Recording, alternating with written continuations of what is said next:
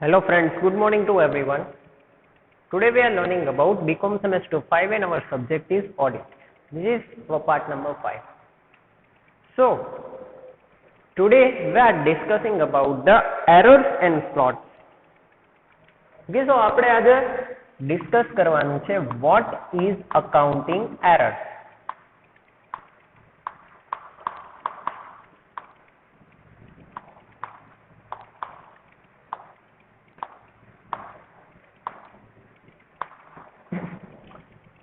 Generally બે ટાઈપની errors તમને એકાઉન્ટિંગની અંદર જોવા મળે છે. ફર્સ્ટ, બાય મિસ્ટેક ક્યારેક કોઈ બી ટ્રાન્ઝેક્શન્સ રેકોર્ડ કરવાના રહી ગયા છે, ક્યારેક કોઈ પ્રિન્સિપલ્સ જે છે ને આપણે ફોલો કરવાનું રહી જાય. ઓકે, આ પ્રકારની મિસ્ટેક જનરલી એની અંદર ક્રિએટ થતી હોય. અને નંબર 2 જે છે એ છે આર્ટિફિશિયલી એરર. કોઈ પણ હિસાબ ખોટી રીતે દેખાડવો by fraud, by mistake. Okay, તો બે રીતની એરર્સ જે છે જનરલી આની અંદર જોવા મળે છે. વેરી ફર્સ્ટ જે છે error not affecting the trial balance.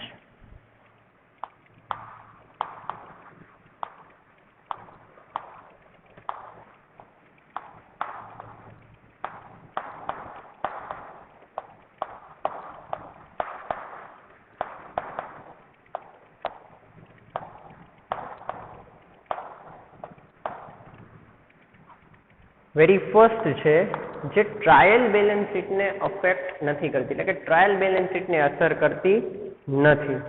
એની અંદર વેરી ફર્સ્ટ આપણે જે છે સમજવાનું એ છે error of commission. Error affecting the trial balance sheet, error of commission. Generally હવે આ પ્રકારની જે એરર છે is the trial balance does not tally in comparison to other errors. Such errors are easy to be detected because as the trial balance does not tally. જ્યારે વાત થાય છે કે બંને સાઈડ છે બેલેન્સ શીટની એ ટેલી ન થતી હોય ત્યારે જે મિસ્ટેક્સ ક્રિએટ થાય, જે એરર ક્રિએટ થાય એ આ પ્રકારની છે. કઈ તો કે error of commission. Such errors are called wrongly entered journal entry also. Wrongly entered એટલે કે ખોટી રીતે નોંધ થયેલી હોય એ પ્રકારની એરર પણ આને કહી શકાય છે. એટલે વેરી ફર્સ્ટ જે આપણે ડિસ્કસ કર્યું એ છે એરર ઓફ કમિશન.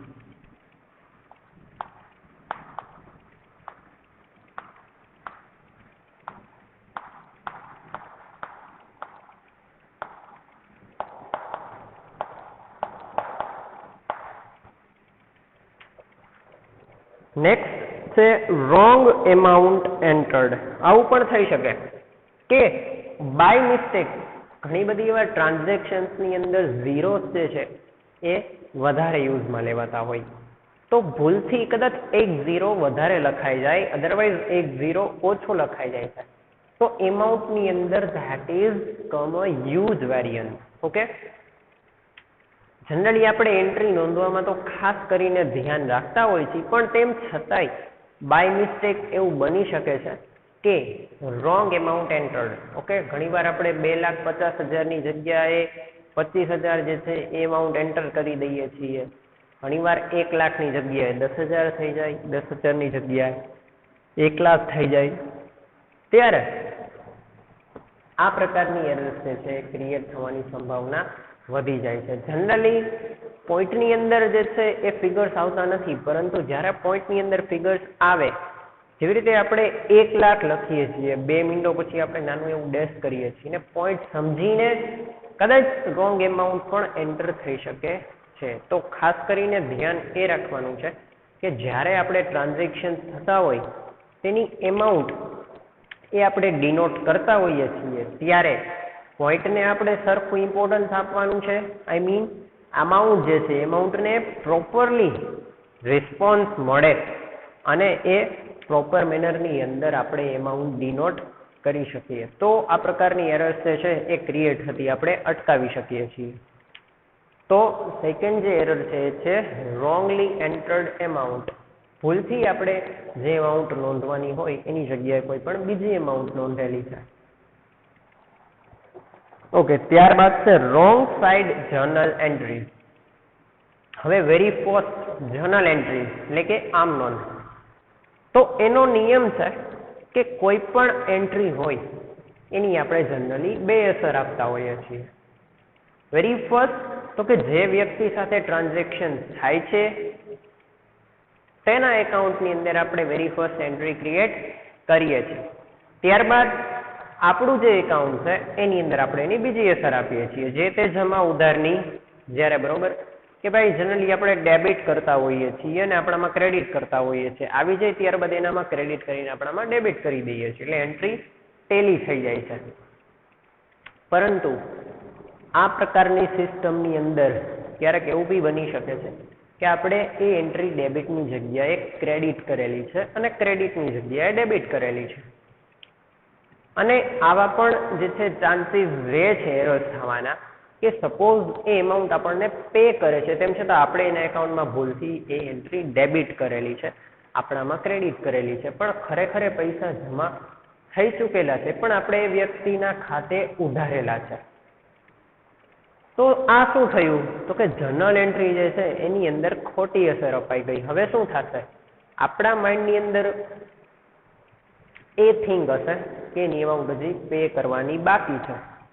તો આપણે કહી શકીએ કે આ પ્રકારની એરર્સ પણ ક્રિએટ થવાની સંભાવના રહે છે. જ્યારે આપણે ટોટલ કરતા હોય તો ત્યારે આપણને ગેપ જોવા મળે છે, કેમ કે આપણે એ એકાઉન્ટ ડેબિટ કરેલી છે કે ખરેખર એ આપણે ક્રેડિટ કરવાની થાય. ઓકે, તો 4 એન્ટ્રી એક સાથે પાસ કરેલી ન હોય ને 2 એન્ટ્રી કરેલી હોય અને એમાઉન્ટ જો આવી ગયેલી હોય તો આ જે છે wrongly entered in a journal entries. જ્યારે આપણે આમ નોંધ કરતા હોય એની અંદર આ પ્રકારની મિસ્ટેક થવાની સંભાવના રહે છે. તો આ બાય મિસ્ટેક જે આપણે એરર કહીએ એ કહી શકાય.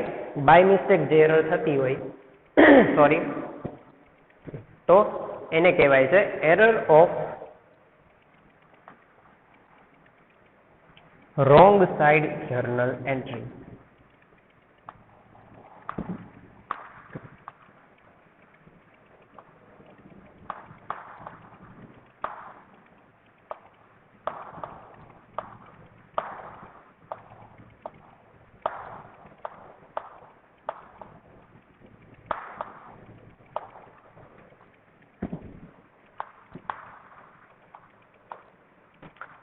તો આ પ્રકારની જે ભૂલ છે એ બાય મિસ્ટેક ક્રિએટ થતી હોય છે. Okay, error of commission wrong side journal entry. હવે આપણે વાત કરીએ કે આ પ્રકારની એરર્સ છે જેના કારણે શું થાય છે તો કે એકાઉન્ટ્સની અંદર આપણે જ્યારે બે અસર આપવાનું ભૂલી જાય, અધરવાઇઝ કે આપણે જે એકાઉન્ટની અંદર એ એન્ટ્રી આપણે ડેબિટ કરવાના છે બાય ચાન્સ તો ન કહી શકાય, by mistake it will denote on a credit side and other એકાઉન્ટ્સમાં આપણે એની અસર આપવાની થાય તો કદાચ એવું બી બની શકે કે બંને એકાઉન્ટમાં આપણે ભૂલથી ક્રેડિટ સાઇડ આપેલી છે, બંને એકાઉન્ટમાં debit. Okay, debit credit credit debit આ પ્રકારની એરર થવાની સંભાવના વધારે છે. તો શું થશે, હવે ખરેખર એમાઉન્ટ આપણને મળી ગયેલી હોય પરંતુ એને આપણે જે તે વ્યક્તિ ખાતે ક્રેડિટ કરેલી ડેબિટ કરેલી જે છે એ એમનેમ જ છે. ઓકે, તો હવે જ્યારે આપણે એકાઉન્ટ પેક કરીએ છીએ ત્યારે આપણને ગેપ મળે ત્યારે આપણે એની અંદર લોસ જણાય છે. લોસ કેમ કે એ એમાઉન્ટ આપણે ખરેખર આપણી પાસે હિસાબની અંદર આવી ગયેલી છે પરંતુ જે આપણે ટ્રાન્ઝેક્શન કરેલા હોય તેની અંદર પ્રોપરલી મેન્શન કરેલી નથી, જેના કારણે એરર્સ તરીકે આવે છે. ને એકાઉન્ટ જ્યારે આપણે પ્રિપેર કરીએ ત્યારે એટલો આપણને લોસ એની અંદર મળે છે. વાસ્તવિકતાની અંદર ફાઇનાન્શિયલી આપણો ગેઇન છે પણ એન્ટ્રી ખોટી છે એના લીધે લોસ દેખાય છે.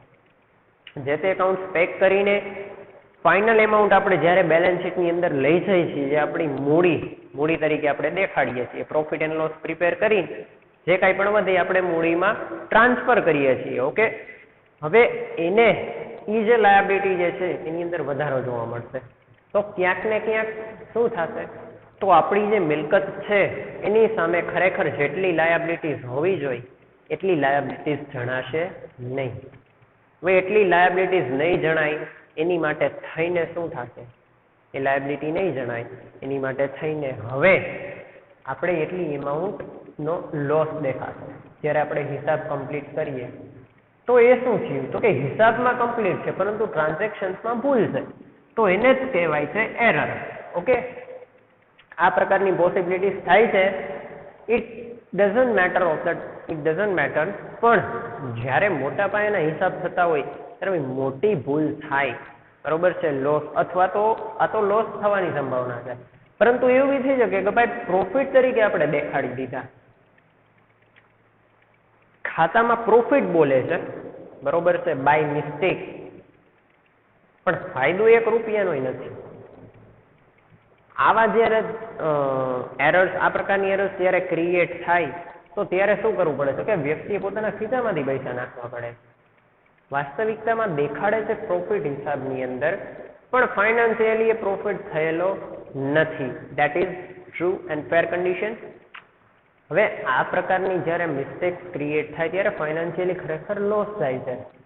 કંપનીને હિસાબની અંદર ભૂલ, ટ્રાન્ઝેક્શન્સ જે નોંધવાની અંદર ભૂલ છે તેના લીધે હિસાબની અંદર મિસ્ટેક થાય છે અને બંને જે છે ફિગર ટેલી થતા નથી. તો એકાઉન્ટિંગ એરર્સ જે છે, બરોબર છે, એના લીધે આવી પણ પોસિબિલિટીઝ, એટલે કે આ પ્રકારની પણ સંભાવના રહે છે. So this is the accounting errors. ત્યારબાદ error of writing the wrong bills receivables. Bills receivables જે છે એ ભૂલથી ખોટા નોંધાઈ ગયેલ છે. ઓકે, રોંગ સાઈડ આપણે જર્નલ એન્ટ્રી, રોંગ એમાઉન્ટ આપણે એન્ટર્ડ કરેલી છે. Okay, that is also error, wrong amount entered.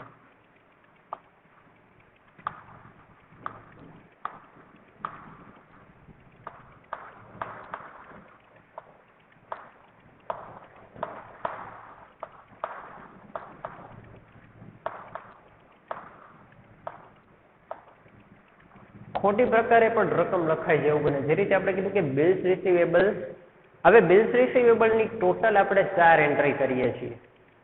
Generally વાત કરીએ, બરોબર, જનરલ મેનરની અંદર. હવે બાય મિસ્ટેક બિલ્સ રિસીવેબલની એમાઉન્ટ આવી ગઈ, તેમ છતાં આપણે એને નોંધેલી નથી, બિલ્સ રિસીવેબલમાં દેખાડેલું નથી. બિલ્સ ડિસ્કાઉન્ટેડ હોય, બરોબર છે, જ્યારે આ વસ્તુ મળી જાય એમાઉન્ટ, ત્યારે આપણે એની અંદર એની અલગ નોંધ કરવાની થાય, બંને સાઈડ, બિલ્સ રિસીવેબલ એકાઉન્ટમાં પણ અને બેલેન્સ શીટમાં પણ. તો એ નોંધ કરવાની ક્યાંક ને ક્યાંક રહી જાય.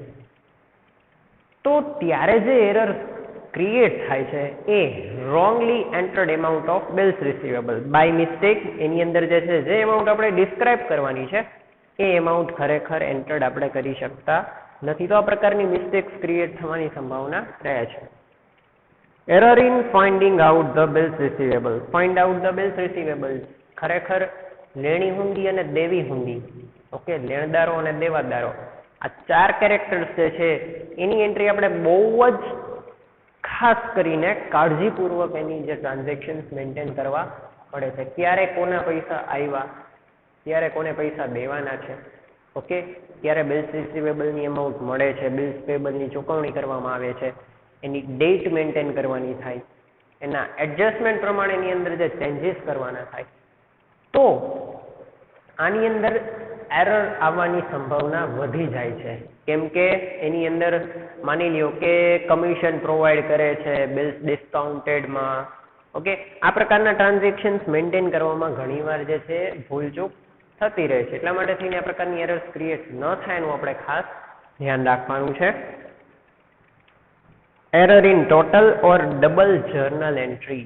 એકને એક ટ્રાન્ઝેક્શન્સની આપણે વધુ વાર એન્ટ્રી કરી નાખી હોય.